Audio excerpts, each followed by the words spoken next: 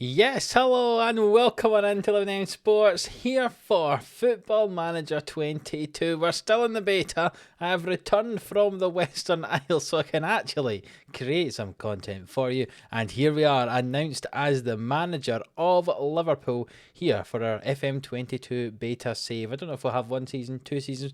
We're not sure how far I'll get through it before I go on to my main save for Football Manager 22, but you can see we have replaced Jurgen Klopp here as a manager of Liverpool. 24-year-olds, it says in the game here, but I've put pen to a 3-year deal with £190,000 a week, which is absolutely ridiculous when you think I have not managed at all in football before this, and they're giving me £190,000 a week. It is absolutely crazy. You can see here we are, as I said, Liverpool manager. Last year we finished third, which is not bad since they had that big defensive crisis. We're a rich team, 20 million transfer budget and 4 million a week currently being spent on wages. You think the Newcastle United are getting 200 million for a transfer budget? Not the biggest one, but again, we probably don't want to be spending too much to begin with because, you know, they've already made the signings they were going to have made. Our media prediction is we're going to finish second this year. We'll see if that's the case. And you can see he's a very full trophy cabinet, we'll say, with all the titles they've won in the past. 6 Champions League, 19 English top division titles. You know, they're doing all right alongside what one's the FA Cup. That's a Carabao Cup, that is. So they've got 8 of the League Cups and 7 of the FA Cups. There you go. They're pretty successful as a team. This is what they think the best side is, according to the team report. I'm not quite sure if I'd agree with that midfield 3, nor would I agree with putting Fabinho in at centre-back, to be honest. But we're going to have Alisson at the back, Van Dyke, Alexander-Arnold, Robertson. We know the players in the back. We know the front 3 who are outstanding here. They are a pretty good side. They would like us to play attacking football. Would our board develop players using the club youth system, sign young players and play entertaining football? They would like us to work within the wage budget, and at the end of this season they would like us to get the semi-finals of the Champions League, the final FA Cup, and win the Premier League. Not tough at all, huh?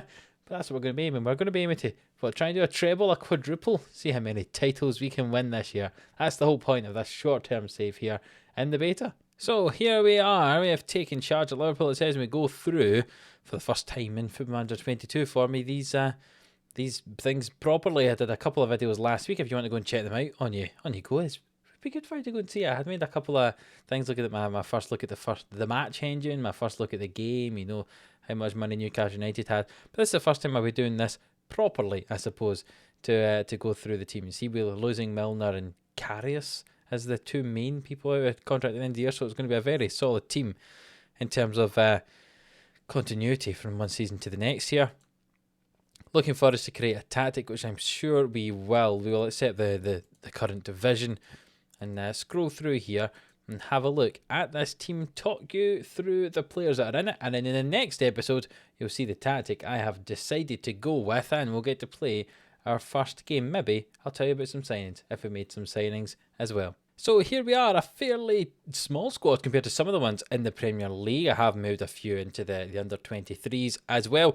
The first player to talk about, obviously, is Alisson, our goalkeeper. I mean, there's not much I can say about him, really, that hasn't already been said. He's an outstanding sweeper-keeper himself, and Henderson really fighting for that Brazil jersey, I suppose, aren't they? They're 2 very good goalkeepers. Alisson with 47 caps for Brazil. He's played so well for Liverpool in the last few years since he arrived from Roma for £64 million. He's played really very well. There's no real weakness to his game.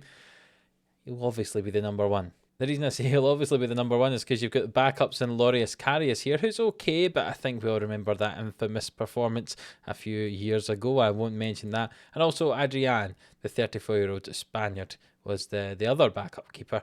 Probably don't need both of them in the team, and you can see here that currently Karius is transfer listed, so he might be the one that goes, and we'll keep Adrian as our backup. Looking at right back, we don't actually have that many out-and-out right backs in the squad, if that makes sense. The only real one in the team is Trent Alexander-Arnold, and again, we don't need to talk too much about him. Anyone, I'm sure, who knows much about football will know about him. Fantastic. Can play on the right-hand side of defence, right wing-back as well, and also can play in the centre of midfield. all-round fantastic player. I look forward to playing with him. I think he'll be very good on set pieces as well. He's got 14 for his free kick taking, but I'd say he's probably better than that at it. He's got very good crossing with 17. He's passing 16. He's a playmaker in that right back position, which is an unusual thing to say. Probably, if he's playing at right back, you might want to try and see if you can get him to play a bit more infield, maybe as an inverted wing back or something like that. We'll see what we do with him eventually, but I tell you what, he's a good player, but the only problem is he's probably one of our only right back options, because most of the other players who can play right back aren't really right backs. One of those players is Joe Gomez. He says he can play right back, but he's mainly a centre back. He's kind of lost his place in the team. Him and Van Dyke were a good solid partnership for a little while until the injury started to hit, and I feel as if Joe Gomez has now lost his place in the team, unfortunately for him. But again, a very solid option, especially since he's going to be, what, third, fourth, maybe even fifth choice centre back at the side.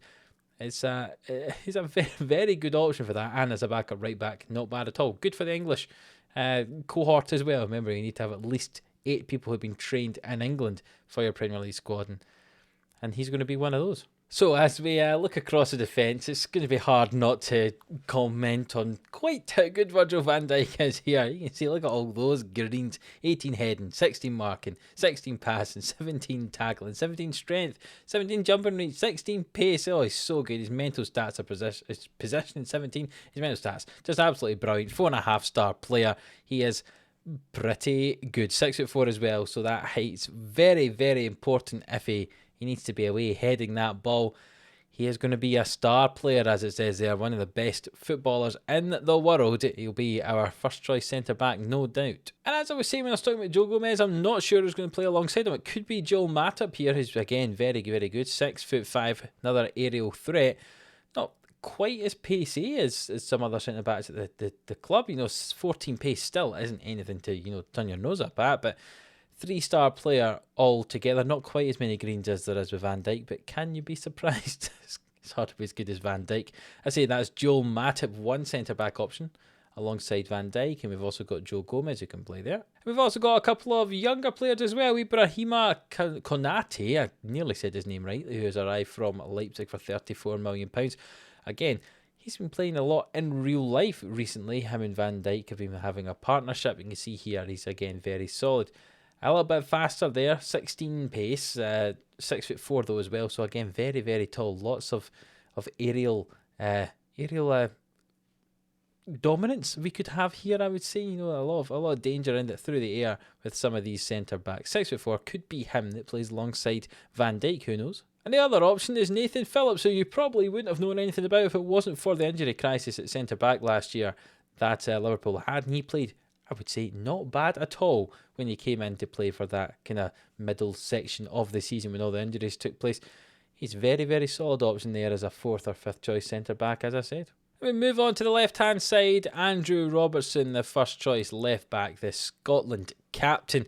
I know enough about him as a Scotland fan, of course. I know how good he is. He's been fantastic for Liverpool as well since he moved there from Hull City. That's 5 years ago now. Only £9 million it cost them. I tell you, he's a solid player for that. And his backup is Kostas Tsimikas. He arrived from Olympiacos for £11 million a couple of seasons ago, and you think he cost more than what Robertson did. It just shows you how good Robertson's value was for a player of his ability. Again, a very solid backup, and he'll probably play in the Carabao Cup games and stuff like that. Another man we will mention here is Fabinho. He can play at centre-back, but will mainly be used, you'd imagine, as a midfielder or a holding midfielder. The Brazilians, I can't believe he's only got 17 caps. I feel as if he's a better player than that. Fantastic holding midfielder. Disruptive, gets rid of any danger, sweeps across that back line. He's just brilliant. I think he's going to be a linchpin on this side in that holding midfield role. Almost certainly. He says there's a defensive midfielder, maybe an anchor man or a halfback, who knows? But certainly disruptive, gives the ball to the more creative players going forward. But he's also got enough creativity himself. Look at that. He's got 15 passing, he's got 16 first touch. Dribbling a 13 is not bad for a man of his defensive abilities as well. He's an all-round fantastic player. And another man who can play at the back, but is mainly a midfielder, is James Milner. You can see he can play basically anywhere apart from centre-back. is what it says, and I bet you could probably play centre back if you really, really needed him to. He's very well rounded, a nice player.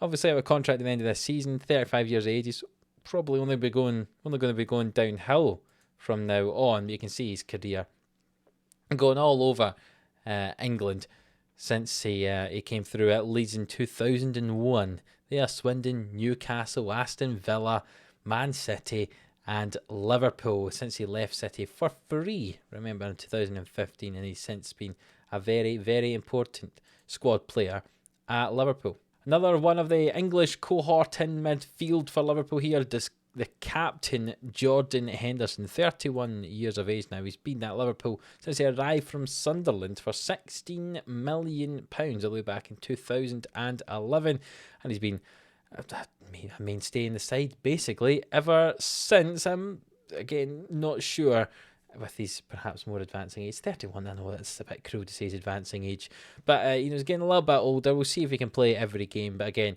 a very solid option in midfield. Can either play in the defensive midfield role or slightly further forward, playing that box-to-box role, ball winning. He's probably not a playmaker, but I tell you what, he's a shuttler. I think that's fair enough to say, and he'll do some tough challenges if he needs to do them. So we went through Milner and Henderson and Fabinho, who are a bit more of the kind of, rough tackling, maybe shuttlers, maybe ball winners, not maybe the playmakers, but these players we're going on to now are more playmakers. This is the first one, is Thiago. He can play in defensive midfield, he can play attacking midfield, really has to, or in midfield, as a playmaker, having played for Barcelona for several years, maybe not breaking into the first team as much as he'd liked, moving to Bayern, where again, he struggled to get into the team before getting his place eventually. He's a sort of, only £20 million. I'm not quite sure how he only cost that amount of money. He is really a very good player, the Spaniard, and he's a good playmaking option in that midfield. If you've got some players like Fabinho and maybe Henderson beside him, Thiago doing the playmaking is a great option in there. Other options as well include Naby Keita. He could play, I suppose, as a box-to-box or the ball winner. You can see he's a very well-rounded player there. Or he can play as a playmaker as well. He's not quite got the height as some of the other players, 5'8". I don't imagine he'll be scoring many headers with his 7 heading. But he's got some nice passing, 14, technique 16, dribbling 16. He's going to be a nice playmaking player, but he's also got the chance with 13 tackling and 12 marking, and his positioning being not too bad either. At 14 there, and his good teamwork, he could be a good kind of defensive midfielder as well. A good all-round midfield option to have in that area. Alex Oxlade-Chamberlain, who I can't quite believe is still only 27 years old. It feels like he came through at Arsenal ages ago, and I mean he did. He's been there. Well, he was 17 when he came through at Arsenal after being bought from Southampton for £12 million. Came to Liverpool for £38 million. Had a really good season. Then had that injury, of course. But he's, again, I think he's a very, very solid player to have in this team. He could probably easily take one of those 3 midfield roles. He can also play further forward. That's when he did play, when he played for Arsenal. And Liverpool kind of dropped him back into a more central midfield role because they don't really play with an attacking midfielder. And the wingers are, well, pretty good at this team. We'll get to them in a minute. But again, another solid playmaking option in that midfield. And we've got some younger players as well to have a look at, some young Englishmen. Curtis Jones being one of those. He's actually got into the team in real life for Liverpool this season, and he's been a very important player for Jurgen Klopp in there. You can see he's nice and well rounded. Definitely play as a playmaker, can also play in the left hand side, I suppose across the whole attacking area as well as playing in central midfield. 20-year-old, we'll see how he develops through here, because he's been at Liverpool all these years. He had 24 appearances last year. We'll see if he can get him as many as that this year. And another young Englishman who can play in central midfield, but I know him mainly as a winger, is Harvey Elliot, 18 years of age now. You can see a nice statistics there. Some okay physical stats, not quite as good as you'd maybe imagine for a man. First touch 17, and hopefully his technicals and mentals could develop over the next couple of years. We might not be here to see that, but he could develop into quite a good player. He'll probably be used in a lot of the cup ties. Here's another, I was going to say a young man. He's 26 years old. He's older than me. Minamino here, who arrived at Liverpool a couple of seasons ago from Salzburg for £7 million, was loaned out to Southampton last year, who I thought he did quite well. It says here he only had 2 goals in 10 appearances at Southampton. I thought he played quite well the second half of that season. We'll see how he does here. Probably not going to be a first choice, but will probably come off the bench quite a bit. That's Minamino. A man who he'll be fighting for those substitute appearances with, I imagine, will be Divock Origi. Again, a fairly well-rounded player. Probably he's a striker, but he can also play off the wings as well. How long has he been here at Liverpool? He's been here since 2014. Goodness me, he was just a young man back then. Signed for £10 million from Lille. You can see every season he's chipped in with a few goals here and there. Never really got himself in that first team like I probably wanted to, but he's managed to get himself 29 appearances for his national team in the process. Diogo Jota arrived at Liverpool last season for £41 million, scored 9 goals in 19 appearances, had a little injury in there as well last year. He's a really good player, can play across those front 3 positions as well as in behind the striker if he had to.